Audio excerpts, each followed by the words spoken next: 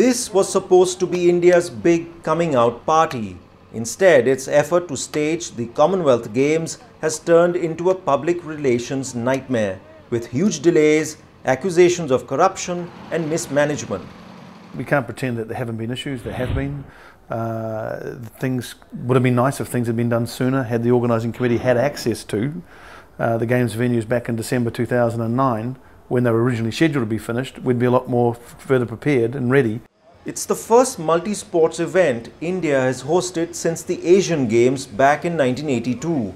The government has spent at least $4.6 billion upgrading infrastructure and building new stadiums, over 9 times its earlier estimate of $500 million.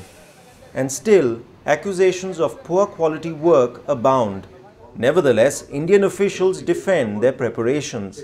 There is a feeling in the Commonwealth Games countries, because it's the first one India is doing in 60 years of our independence, that the developing countries can't do it.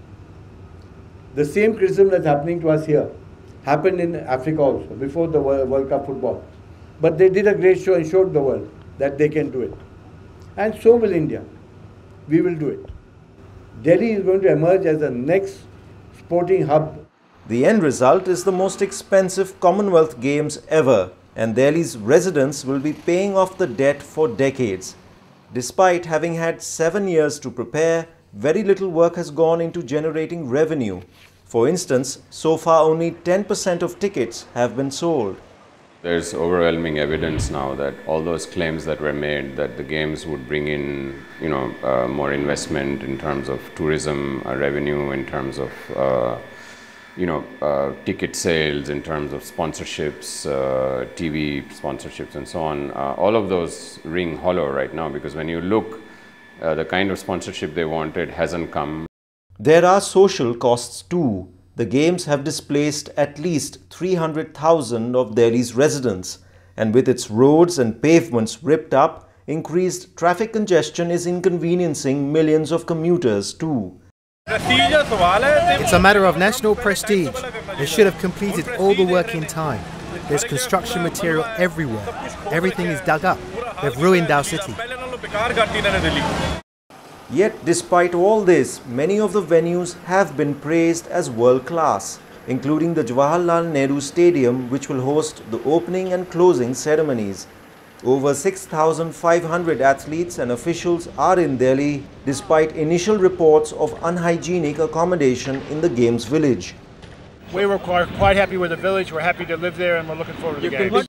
Critics claim that sports would have been better promoted in India if the funds had been spent on expanding the mass base of sports, rather than hosting a single high-profile sporting event.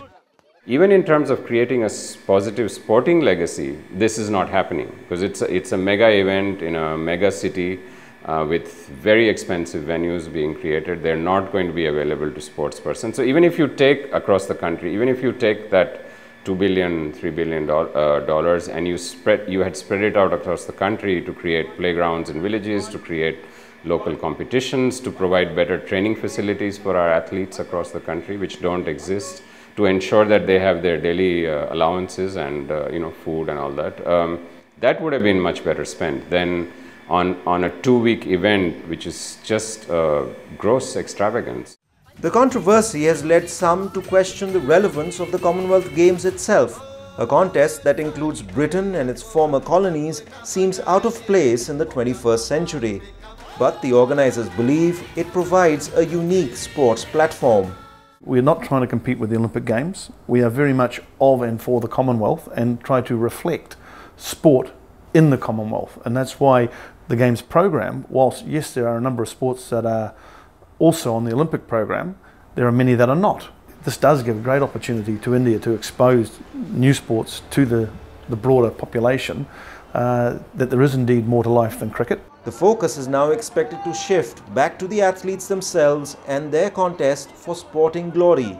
It's hoped the Delhi Games go off without any further hitches despite the initial bad press. But one thing is clear, India will not be bidding for the Olympics anytime soon.